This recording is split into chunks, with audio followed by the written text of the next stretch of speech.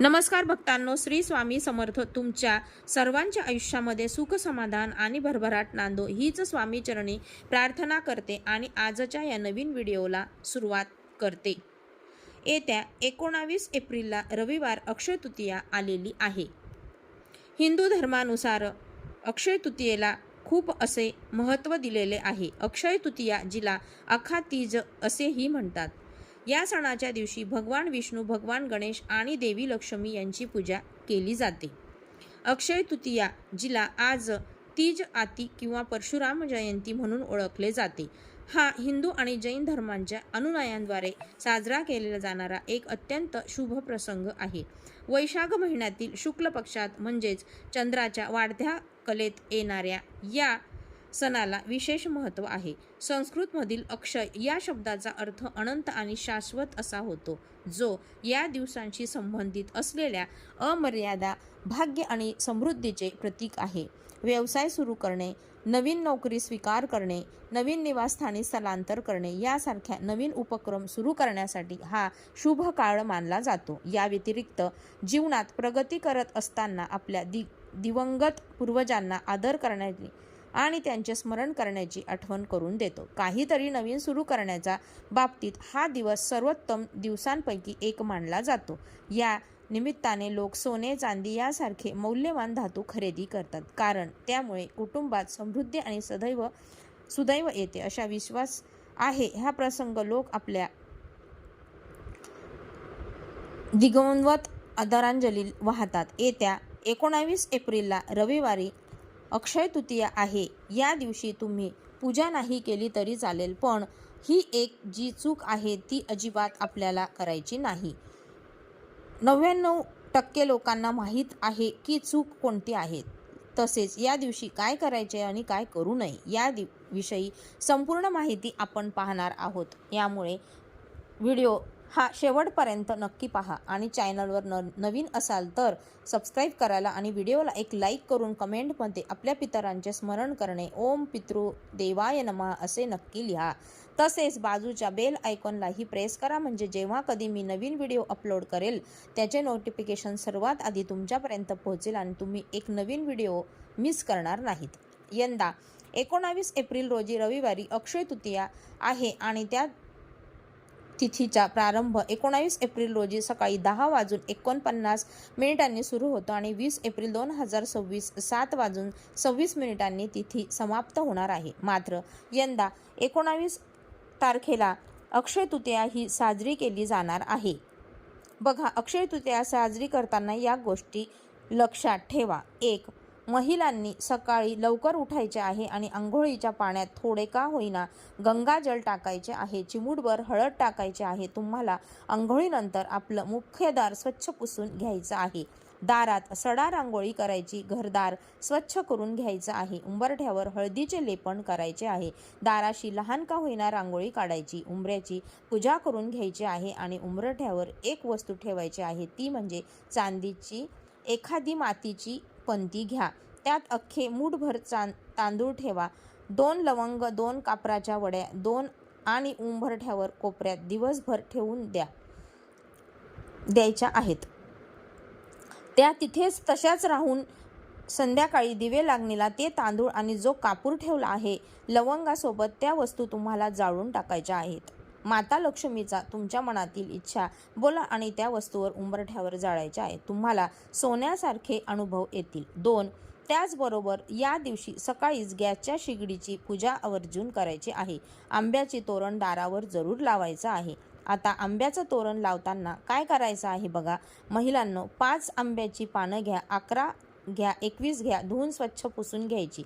प्रत्येकी आंब्याच्या पानाला ओम नमो भगवते वसुदेवाय नमः लक्ष्मी नारायण मंत्र जपा आणि प्रत्येक आंब्याच्या पानाला हळदी कुंकूचे बोट लावायचं आणि मग ती आंब्याची ढाळी किंवा आंब्याचं तोरण आपल्या मुख्य दरवाजावर लावायचं आहे।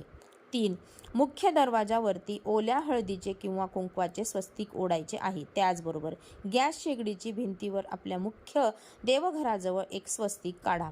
तुम्ही तिजोरीवर स्वस्तिक काढायचं आहे, तिथे तुमच्या लक्ष्मीवर्धक गोष्टी ठेवल्या आहेत तिथे तुम्हाला स्वस्तिक काढायचं आहे। मग हळदीने काढा किंवा कुंकू एकत्र करून त्यामध्ये गुलाबजल टाकून काढा. लक्ष्मी नारायणाचा मंत्र जपा आणि मग स्वस्तिक काढायचा आहे. त्यामुळे सुद्धा माता लक्ष्मी प्रसन्न होते. 4. या दिवशी भगवान श्री विष्णूंची विष्णू सहस्रनामावली ही सेवा आवर्जून करा. 1 वेळा किंवा 11 वेळा व्यंकटेश स्तोत्र पठण करता आलं तर जरूर पठण करायचं आहे. सकाळी करा, संध्याकाळी करा, पण आवर्जून करा. जमलं नाही तर यूट्यूबवर लावून द्या. 5. तुमच्या कुलस्वामिनीचे टाक असेल तर फोटो असेल कुंकुमार्चन या दिवशी आवर्जून करा. 6. त्याचप्रमाणे अक्षय तृतीयाला देवी देवतांना छान ह्या दिवशी अभिषेक सुद्धा करायचा आहे. पंचमृताने या गाईच्या दुधाने करा. थोडा केसर असेल तर दुधात केशर टाका आणि केशर मिश्र दुधाने आवर्जून 2 लक्ष्मीनारायणाला गणपती बाप्पा जेवढे देवी देवतांची मूर्ती असतील तेवढ्यांवरती केशर मिश्र दुधाने अभिषेक करावा. 7. माता अन्नपूर्णाला देवघरात स्थापन करताना छान असं वाटीभर तांदूळ घ्या. त्यामध्ये अन्नपूर्णा मातेची मूर्ती स्थापन करताना अन्नपूर्णा मातेला ओम अन्नपूर्णाय नमः ओम अन्नपूर्णाय मंत्र जपा. सकाळी देवघरात सुद्धा एक अखंड दिवा लावून द्यावा. विझणार नाही याची काळजी घ्या. 1 दिवा तुमच्याजवळ लावा. 1 दिवा मुख्य दरवाजापाशी लावा. प्रत्येक दिव्यामध्ये 2-2 लवंग टाकून द्या. तसेच दिव्यात 1-1 कापराची वडी टाका. चिमूटभर हळद टाका. देवघरातील दिव्यात पण, तुळशीजवळ पण आणि मुख्य दाराशी सुद्धा. आणि अशी दिव्यामध्ये ही सेवा करताना लक्ष्मीनारायण मंत्र जपायचा आहे. 1 दिवा पितृदेवतांना लावणे दक्षिण दिशेकडे लावायचा आहे. त्यामध्ये फक्त आपल्याला काळे तीळ हे टाकायचे आहे. इतर वस्तू टाकायच्या नाहीत. 8. अक्षय तृतीयेला देवघरात वाटीभर धने आणि एखादा गुळाचा खडा किंवा साखर वाटीभर धने किंवा गुळ माता लक्ष्मी समोर नैवेद्य दाखवावा. पुरणपोळीचा नैवेद्य किंवा इतर गोडधोडाचा नैवेद्य दाखवत असाल तरी पण तो नैवेद्य दाखवल्यावर सुद्धा वाटीभर धणे गूळ किंवा साखर याचा नैवेद्य माता लक्ष्मीला जरूर दाखवायचा आहे. आयुष्यभर तुमच्या घरात धनधान्य ऐश्वर्य सुखसंपत्ती कशाचीच कमी पडणार नाही. म्हणून वाटीभर धने आणि साखर हा नैवेद्य माता लक्ष्मीला जरूर दाखवायचा आहे. या दिवशी थोडेसे धने आपल्या कुंडीत जरूर पेरून द्या आणि त्याची जी कोथिंबीर उगेल ती तुम्हाला जेवणात प्रसाद स्वरूपात वापरायची आहे. 9. या दिवशी पुरणपोळीचा नैवेद्य आंब्याचा नैवेद्य तर सगळ्यांनाच घरामध्ये होतो. काही ठिकाणी तर अक्षय तृतीयापासून आंबा खाल्ला जातो. आधी देवांना नैवेद्य दाखवले जाते, पितरांना नैवेद्य दाखवले जाते, गाईला नैवेद्य दाखवले जाते आणि मगच आपण आंबा खायला सुरुवात करतो. 10. बघा, आपापल्या कर्माची फळं आपल्या कर्मानुसार मिळत असतात आणि म्हणूनच अक्षय तृतीया दिवशी दान करायला विसरू नका.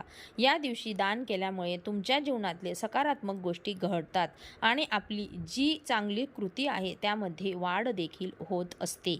11. अक्षय तृतीयाच्या दिवशी पाण्याने भरलेले भांडे दान करणे अतिशय शुभ मानले जाते. या दिवशी तुम्ही कलश किंवा भांडे दान करा. फक्त ते भांडे रिकामे दान करू नका. हे नेहमी लक्षात ठेवा. त्यामध्ये पाणी किंवा साखर धान्य भरून तुम्ही ते भांडे दान करू शकता. अक्षय तृतीयेच्या दिवशी पांढऱ्या वस्तूचे दान करणे अतिशय शुभ मानले जाते. यामध्ये तुम्ही दूध, दही, साखर, खीर, शंख, पांढरे कपडे इत्यादी वस्तूंचे दान करू शकता. यामुळे व्यक्तीला शुभ फळे प्राप्त होतात आणि कुंडलीतील चंद्राची स्थिती देखील मजबूत होते. तसेच काही वस्तू दान केल्याने व्यक्तीला शाश्वत पुण्य देखील प्राप्त होते. 12.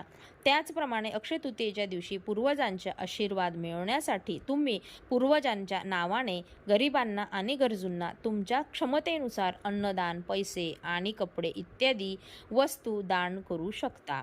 असे केल्याने पितृदोषापासून मुक्ती मिळते. या दिवशी ब्राह्मणासाठी जेवणाची व्यवस्था करावी. अक्षय तृतीयाला सोने खरेदी करणे सुद्धा खूप चांगले मानले जाते. तसेच मंदिरात फळे आणि प्रामुख्याने गोड अन्नाचे दान करावे. शक्य असल्यास हॉस्पिटलमध्ये जाऊन गरजू रुग्णांना फळे आणि मिठाई वाटप करावी. 13. त्याचप्रमाणे बघा, मंदिरात पूजेचे साहित्य उदाहरणार्थ घंटा, पूजेची थाळी अर्पण करू शकता. तसेच विद्वान व्यक्तींना धार्मिक पुस्तके भेट दिल्यास बृहस्पती प्रसन्न होतो.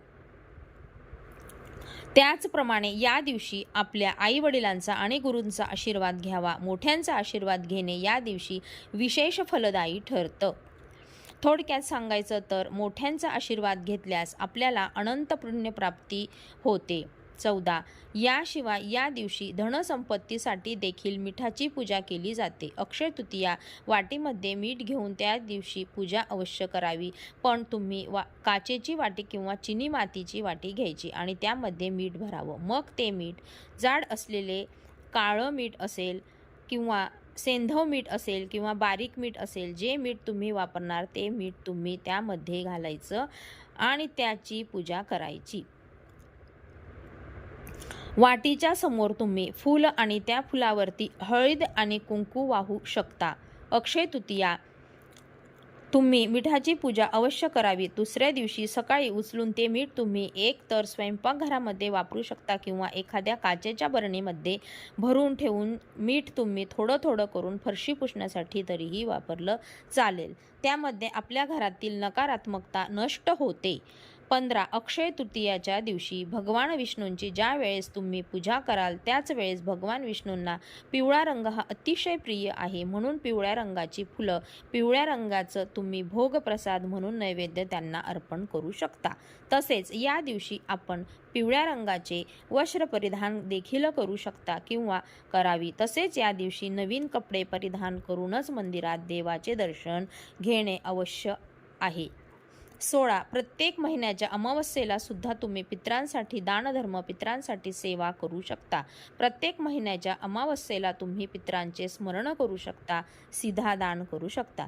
तुम्ही एखाद्या मंदिरामध्ये गुप्तधन, यशाशक्ती, जे काही तुम्हाला पैसे दान करायचे आहे ते तुम्ही दान करू शकता किंवा या व्यतिरिक्त तुम्हाला काही पितरांसाठी सेवा करायची असेल तरीही चालते. पितृस्तुती, पितृअष्टक किंवा पितृस्तोत्र तुम्हाला नित्यनेमाने दररोज म्हणायचं असेल तर सुद्धा दररोज सकाळी किंवा सायंकाळी घरामध्ये दक्षिणेकडे तोंड करून बसावे व ते म्हणू शकता.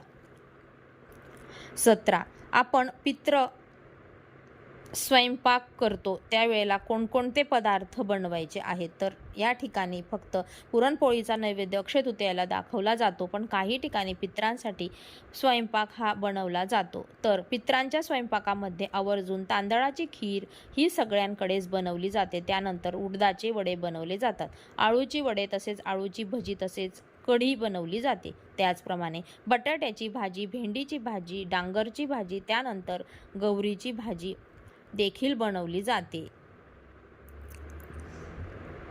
चटणीमध्ये स्पेशल तिळाची चटणी आणि जवसाची चटणी ही बनवली जाते. त्याचबरोबर कोशिंबीर, पंचामृत, तसंच काही मेथीची भाजी, कारल्याची भाजी हे सुद्धा बनवतात. त्याचबरोबर लिंबू, तूप, भाजलेले किंवा तळलेले पदार्थ जे असतात ना ते सुद्धा पितरांना खूप आवडतात. 18. पितरांच्या स्वयंपाकामध्ये कांदा लसूण वापरत नाही. कांदा लसूण विरहित जेवण जे आहे ते पितरांसाठी बनवायचे आहे आणि पितरांच्या स्वयंपाकामध्ये शेवगा, वांगे किंवा गाजर या 3 भाज्यांचा वापर मात्र अजिबात चुकूनही करू नका. 19. पितृभोजन होईपर्यंत घरातील सर्वांनी, तुमच्या घरातील नसताना सर्वांनी लहानापासून तर मोठ्यापर्यंत उपवास करायचा आहे. जे काही आपण स्वयंपाक पितरांसाठी जेवण बनवलेलं आहे ते उष्ट देखील करायचं नसतं आणि स्वयंपाक बनवताना चाखून सुद्धा पाहायचं नसतं. 20. पितरांसाठी स्वयंपाक करत असताना दुसऱ्यांबद्दल वाईट बोलणं, रडणं, पडणं किंवा खूप खुशी आनंदाने करणं गोष्टी करायच्या नाही. नॉर्मल जसं आपण स्वयंपाक करतो तसं करायचं. आपापलं काम आपण करतोच अशा पद्धतीने स्वयंपाक जो काही तुम्हाला पितरांसाठी करायचा आहे तो पितरांचा स्वयंपाक देखील ठेवायचा नाही. भलेही तुम्ही कोणाकडे पितरांचं जेवायला गेलात किंवा आपल्या घरी बनवलं तरी तुम्ही जेवण करताना किंवा जेवण झाल्यानंतर सुद्धा नाव ठेवू नका. 21. पितरांसाठी जेव्हा आपण नैवेद्य बनवतो तर त्यावेळी जेव्हा आपण ताट बनवतो आणि समोर नैवेद्य दाखवतो तर त्यावेळेला आपण पाण्याचे चौकोन भरीव काढतो. पाण्याने आपल्याला गोल काढायचा आहे आणि त्यावर मग ते ताट नैवेद्याचं बनवलेलं तुम्हाला ठेवायचं आहे. नैवेद्य दाखवताना उलटं पाणी फिरवायचं असतं असं आपण देवांसाठी सगळ्या गोष्टी करतो त्याचप्रमाणे एकदम उलटं करायचं पितरांसाठी. पितरांसाठी जेवण, पितरांचे ताट हे शक्य असल्यास 99% तुम्हाला तर केळीच्या पानावर काढायचे आहे. पण सगळ्यांनाच केळीचे पानं मिळतील असं शक्य नाही, त्यामुळे ताटामध्ये देखील वाढू शकतात. पितरांना नैवेद्य दाखवून झाल्यावरती लगेच कावळेला देखील घास घालायचा अजिबात विसरायचं नाही. 22. केळीच्या पानावर जेव्हा आपण जेवण वाढतो त्यावेळेस केळीच्या पानावर मध्यभागी सुरुवातीला आपल्याला शुद्ध गाईचं तूप चमचाभर टाकून त्यावरती भात ठेवायचा आहे. मग त्यावरती वरण वाढायचं आणि मग भात वाढतो त्यावरती साधं वरण वाढतो आणि त्यावर आपण तूप वाढतो. असं पण पितरांच्या ताटात खाली तूप, त्यावरती भात आणि त्यावरती वरण असं वाढायचं असतं आणि लिंबू जे असतं ते सर्वात शेवटी वाढायचं असतं. अक्षय म्हणजे कधी न संपणारी, अखंड टिकणारी. या दिवशी केलेली जी पूजा आहे ती दानधर्म असेल ते अक्षय टिकून राहतं, कधीही संपत नाही. म्हणून या तिथीला आपण जे जे शक्य असेल ते सेवा थोड्या का होईना दान अवश्य करावे. त्यामुळे बऱ्याच अशा पितृदोषातल्या अडचणी दूर होतात, पितृ शांत होतात, भरभरून आशीर्वाद देखील मिळतात. अशा प्रकारे अक्षय तृतीयेची पूजा आपण अक्षय तृतीयेच्या दिवशी करायची आहे. श्री स्वामी समर्थ.